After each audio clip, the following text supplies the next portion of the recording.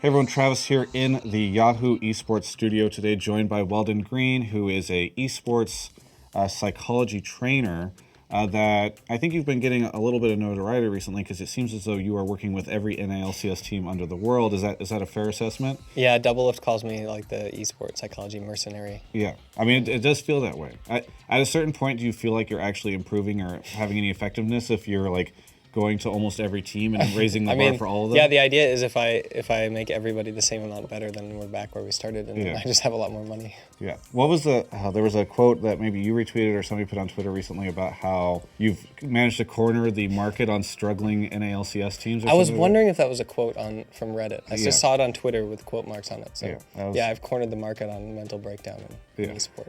And there is a lot of it, so it's very lucrative for you, I'm sure. Exactly. Let's kind of get into it. I'd love to get an idea of what your background is, because I think a lot of people know that you do the whole esports psychology thing, but they don't really know necessarily. I guess you work at some university with a weird European name. That's all I know.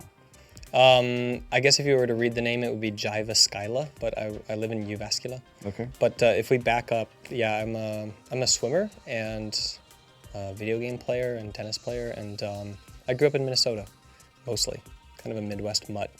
And then I ended up just traveling around the world and doing some random stuff until I ended up coaching professional swimming in 2008. And that's when I really got into the idea of like coaching people. And before that, it was all teaching. So it's always been something about, helping people develop in some way or another. And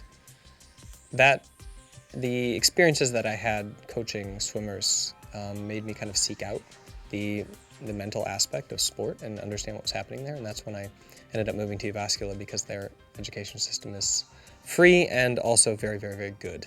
This is in Finland. So, yeah, in Finland. Yeah. So you ended up going there. Now, what is your status there right now? I'm actually applying to be a citizen soon. So we ended up having kids and settling a little bit in the frigid north. We're about like 3 hours from the Arctic Circle. All right. And I think the sun barely comes up in the winter. So similar experience to Los Angeles when you're here visiting, right? Yeah. Very similar. Not the same. But with the university, you I guess you finished a master's there, or how? Yeah, I have my master's degree in sport and exercise psychology, and I did exercise psychology specifically in Europe because we have a weird take on it in the U.S. And I think that we don't really understand the connection between diabetes and nutrition and exercise here, and so we treat it a little weird. We treat physical activity and exercise the exact same, when in reality, one of those is really more important, physical activity, and it doesn't look at all like exercise does. So in Europe, I got to study that from a completely different point of view, and my goal was, to save America from diabetes, and now I coach professional video game players, so kind of like crossroads there. So who sponsored by Red Bull and other exactly, energy drinks, so you're on the right I was path. led down the wrong road somewhere. Now, I think maybe the first time I remember hearing about you was, it might have even been, I think we had a brief conversation around the fact that you were kind of creating like a esports coaching conference to try to help coaches learn a little bit more about how to do this. How did that come about? Is that your first foray really into all of this? Well, my focus when I was studying was about youth development, and so I ended up coaching basically like 13, 14-year-old girls and boys soccer teams, which then transitioned really naturally into esport actually. Yeah.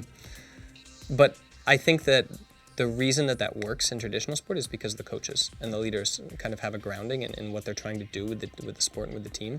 And we're seeing a lot more amateur sport in esport. And as people get into live competition and they train together as a team, there's an opportunity there for development. But we need coaches who know what they're doing. Yeah. And so just like you can go in any sport or in any profession and get a certification without having to run off to university and do 4 years of schooling and waste a whole bunch of time, I think there should be one for esport coaches. So we're making one. Cool. So now pretty soon people could be Weldon Green certified coaches? I think we're going to call it something more general than Weldon Green certified. Green certified. We're using actually the curriculum from the University of Jyväskylä that they use to train their coaches, and they have centered basically all the sport in Finland is centered in their institute from all over the country. And actually, it's harder to become a PE teacher in Finland than it is to get into Harvard. So they have a really rigorous program, and a lot of science goes into it, and we're kind of stealing that and adapting it for coach training in esport. Let's talk about you specifically, because you have been talked a lot about in the community recently. I think maybe the first thing that really kind of blew you up a little bit was that TSM seemed to be kind of struggling. Then you show up, and then they go like 2-0 and like completely dominate CLG, who in their very first game of the season they had lost in somewhat of an embarrassing manner. People kind of crediting you for that success. Again, then you disappear from the team, and then they have a horrible weekend. Right. I think people are looking for some sort of correlation there. But correlation and causation. Yeah, I mean, things. and I'm sure that there are some people on Reddit that would point that out as well. But who are all the teams that you're out here with? Because it seems like you're just doing a tour of Southern California, essentially. Yeah, I mean, last year I was pretty CLG centric, and I got to work with them in depth over the length of a season. But then it's always been kind of a weird profession, because while sports psychology works best in the long run with people who are already awesome, making them awesomer, most people call us when there's like a Band-Aid problem. There's a wound bleeding out and they want a quick fix. So that's kind of how I usually get in with teams. And then they realize, oh, there's something here, let's develop it longer. And so I got a lot of calls, obviously, in the middle of the split. You get a couple weeks in and people start saying, oh my gosh, my team's breaking down. And yeah, it was really fun. I got to work with TSM a couple weeks ago, and then Ember, and then LA Renegades, and then now this week I'm with Team Liquid. Yeah. Hence the Team Liquid shirt. It's the Team Liquid shirt. Hey, Steve. Yeah. What has this experience been like for you, and what are you learning about all the, what are kind of the differences in these teams? Well, let me tell you all the ins. Yeah. No, I'm kidding. No, I mean, hey, if you want to do that's great. But I at the very least, it would be interesting to get a feel for, what you find that everybody's experiencing like the same thing, and you kind of go in and you're like, all right, this worked on the last team, let's try it here. Or I mean, it's interesting. That's a really good question, because nice. I actually use very simple methods. Like, high performance is actually, I think, really simple. It's just not easy to do. And what I've noticed when I've gone to the teams is they have very different problems presenting. One team might have group dynamic issues. Another team might have, just like a lack of leadership. Another team might have, like just strong emotions in the team. And so it's been really, really fun kind of going in and seeing like, oh, like this is what this team's main kind of road bump is, and then right. and then just solving it. But I get to solve it with the same tools every time. It's easy. Yeah. You've got like a small toolkit. You just come in and fix it. Mm-hmm. Most recently, yesterday, the news came out that you are joining Ember as head coach. There were not that many details around that, so hopefully we can kind of flesh that out. What does that exactly mean? Because again, there are some people that know that you're living in Finland, and then Ember's located out here. How's this all going to work? Well, I met Jonathan Pan, who's their CEO, last, I think, November or December in Berlin. And we had a long conversation about my philosophy of how, like, sports should develop people, and then professional esports should be an opportunity for high performance, but sports psychology piece should be a long-term developmental thing, that the better a person is, the better an athlete they become. And Ember kind of embodied that a lot because he founded it off of similar ideas. And so when I came out here, when he found out I was coming out here, I just stopped by and worked with the team a little bit. And it felt like a very natural fit.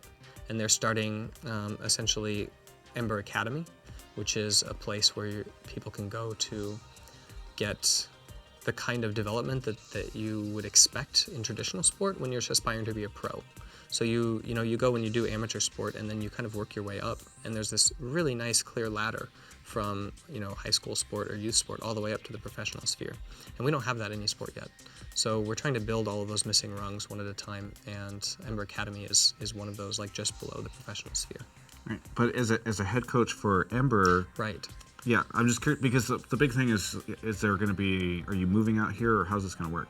It depends on if they get into the LCS. Okay. But if they do, then I would love to be out here for the season, and they've offered to, make it so that my family can come out and be here with me. Very and we'll be here throughout the season. And then we're not going to be relocating, permanently, but I think it'll be really nice. Yeah. And then the TSM fans, I think, in that announcement thread, were basically saying, why don't we get Weldon? Like, it seemed to. Well, Ember is very generous. They said that once they make LCS, if they do, they don't really care if I'm helping other teams. They think that everybody should be better. It kind of goes along with their motto. So I'm keeping my professional services division, Mind Games, and actually bringing on more trainers, so that if people are concerned about non-disclosure agreements and like what I'm doing with the team, they can still find assistance and training for their team through contacting me and trying out different people, and we have a variety of people who are specialized in different areas, like specifically with emotions, or specifically with high performance, or specifically with nutrition. And so I think that we can still help teams, even though I'm embedded with Ember, kind of like as a coach. Because it does feel as though if you were to be the head coach for Ember, and then like Renegades wanted to hit you up, it's kind of a weird thing where you're like, all right, Ember. I just come in and be like, okay, so you should do this, and then we beat them the next week, and they're like, it's like, here, let me tell you about their mental weaknesses. You're going to focus in on those, and we're going to crush them. Right. You just go over to the other team, do the same thing. Yeah. LCS takes a dark turn down a dark path. That's much darker than any of us could have imagined. You had an interesting tweet a couple of weeks ago, I believe it was, where you were basically talking about how you had recommended now Immortals coach Robert Yip to be a coach for Origen. You were then Origen turned down that opportunity. You were basically calling out this team, I think, that you had... I think I was calling out Expeke, yeah. Okay, yeah, well... or I don't know who, maybe their lineup at the time. All right. So do you feel as though that's kind of a dangerous thing? Because I think you have... I even saw some of your Periscope conversation, I think, after you left TSM, and you're kind of talking about that.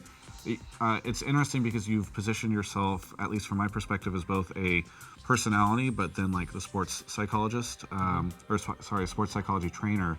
And do you ever feel like there's a conflict there where it might be almost a detriment or a downside of picking you up, where you might kind of call out a team or later on, be more vocal about the issues that they're facing? Well, I think that no, because then I would lose my license, which then would mean I wouldn't be able to do what I do. So that's quite well protected from the team's perspective.